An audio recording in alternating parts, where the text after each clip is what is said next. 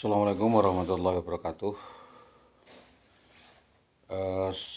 Masih klarifikasi berkaitan dengan kasus-kasus yang perlu kami sampaikan merujuk perkara quo atau yang berdiri sendiri melalui kepolisian ini.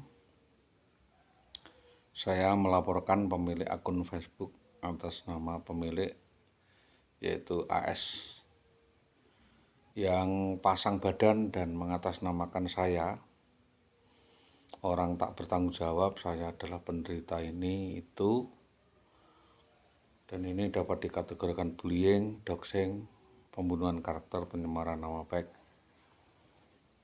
pelecehan profesi. Menyampaikan pula kaitannya bahwa orang tersebut diduga ada kaitannya dengan hilangnya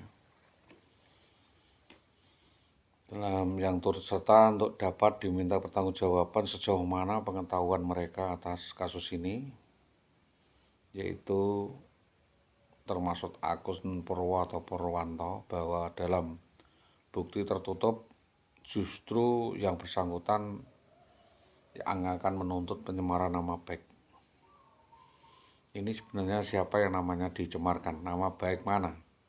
Jika seorang berhadapan dengan hukum tidak bisa bersembunyi di balik nama, karena cyber, siapa di balik nama, siapa pelaku, siapa yang turut membantu, dan siapa otak dalangnya. Dalam kasus ini diterima atau tidaknya aduan laporan ini sepenuhnya adalah kewenangan kepolisian, dan semua tindakan yang dimaksudkan dapat didata, terlacak, terdeteksi apakah selain perdata ada pidana atau ada unsur kriminal lainnya yang perlu dikembangkan kepolisian atas perkara berjaring lainnya. Menunjuk pada keadaan pada posita gugatan rekonvensi, sudah jelas bahwa hal tersebut tidak berdiri sendiri. Bahwa melihat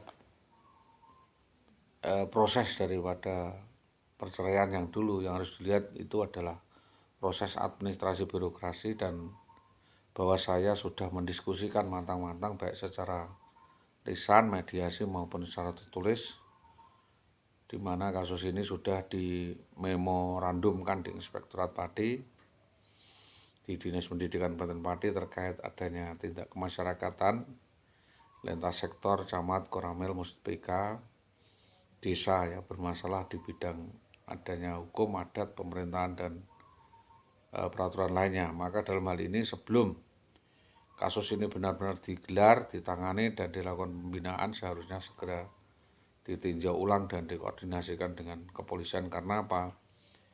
Selain kasus ini bermuatan sara, yaitu adanya dugaan ibu ini terlibat doktrin yang lain sebagainya, sehingga tidak melihat lainnya. Kepada keluarga saya yang dengan cara berdrama, permainan watak, mengadu domba, berhutang, atau menggadaikan barang-barang sertifikat keluarga lainnya, dan untuk keuntungannya dipakai untuk pesta pora.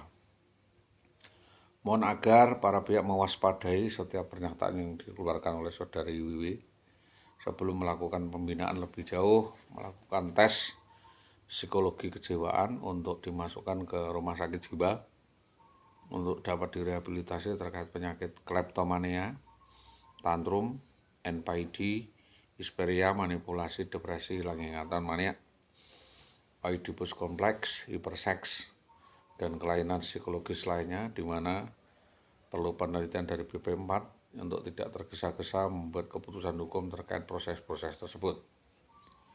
Bahwa saya memiliki cara atau treatment tersendiri untuk menyelamatkan keluarga saya dan membiarkan arah pikiran yang semula. Niat saya semula adalah untuk bertoleransi, mediasi yang baik, dan memondokkan. Tetapi jika belakangan terjadinya seperti ini dan dibangun konstruksi hukum lain, dan kenyataannya memang dibawa lari oleh oknum anggota polisi yang melibatkan anak mantan polisi di Tambak Romo, hal itu tentunya menjadi perhatian.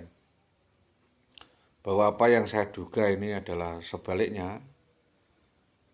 Saya memutuskan untuk melaporkan kepada kepolisian bahwa oknum tersebut telah membawa lari istri saya dengan seorang pengacara. Selanjutnya bahwa mengenai keadaan rumah tangga saya sebelum 2011 itu baik-baik saja, tidak ada masalah. Keadaan ini belum final di dalam setengah proses penelitian penyelidikan di mana para pihak terutama kepolisian dapat menyelidiki ulang dan mengaudit di mana IWW ini jika terbukti lagi melakukan serangkaian tindakan pidana serupa maka dapat dilakukan pemberatan. Buktinya adalah pengakuan para pihak di laporan-laporan masyarakat terkait tindakan asusila, tindakan mesum, berganti-ganti pasangan yang dilakukan saudara IWW ini mekanisme. Adapun terkait dengan alasan-alasan lain atau keberatan-keberatan ekonomi tentang tugas dan sebagainya, bahwa setiap orang bisa mengeluarkan statement menurut cara berpikirnya. Karena apa? Saya sudah memberi kelebihan itu selama 10 tahun. Jika pada saat penempatan kami memberi uang itu 110 juta dan penempatan itu 45 juta, berarti 155 juta. Maka sekira kepada ibu, seandainya tiap tahun itu 10 juta, maka berarti saya sudah memberikan nafkah lebih dari 10 tahun dan adalah tidak mungkin saya melepaskan begitu saja gugat perceraian yang digugatkan oleh dinas tersebut. Melihat urgensi dari cuitan-cuitan yang disampaikan di medsos yang tentunya sangat mengganggu, saya perlu memberi keterangan. Dalam keadaan ini saya melihat jaring lainnya atau ketersangkutan satu dengan yang lain dalam hal ini, karena memang hubungan ini adalah hubungan peristiwa dan peristiwa itu sendirilah yang kita sampaikan. Maka semua yang terlibat dalam peristiwa itu baik pendahuluan maupun selanjutnya dapat yang pelaku membujuk, menolong, memfasilitasi dan membantu terjadinya peristiwa itu harus dituntut sesuai dengan jenis pelanggarannya.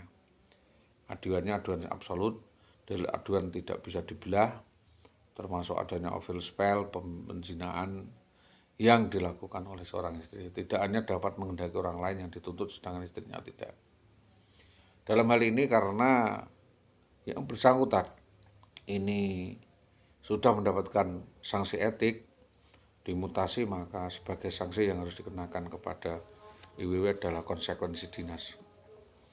Pada 367 delik relatif Jungto 370, 776 dan 394, 404, 411 untuk orang lain yang diduga terlibat peristiwa itu menuntut orang-orang yang bersalah dalam peristiwa itu dapat dipilah perannya.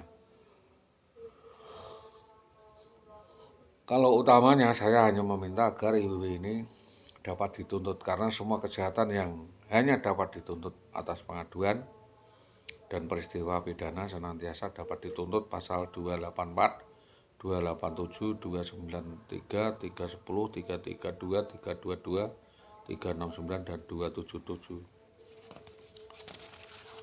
Bahwa secara subjektif pelaku menjatuhkan pidana tambahan pemecatan satu, yaitu secara yuridis landasannya menjatuhkan sanksi pemecatan sesuai dengan pasal 26 KUHP yang menegaskan bahwa terdakwa dipandang tidak pantas melakukan jabatan sebagai PNS karena tidak limitatif menentukan ukuran seorang itu pantas atau tidak.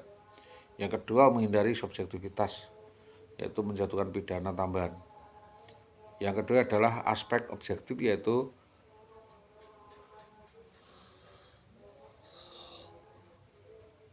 serangkaian tindakan pidana atau ancaman yang lamanya pidana dijatuhkan dan dapat dijadikan ukuran penjatuhan pidana tambahan pemecatan itu dapat dilakukan sebagaimana delik sebelumnya, yaitu bahwa dampaknya terhadap nama baik institusi dan pembinaan disiplin etika apakah perbuatan tersebut berdampak pada citra kesatuan atau instansi yang menyulitkan dalam pembinaan. Somasi ini juga tuntutan dan keadaan-keadaan bila yang bersangkutan mangkir dari pembinaan. Maka dalam hal ini karena ini urusan Binmas ya, pembinaan kemasyarakatan, maka kepolisian juga punya hak untuk memberikan keterangan.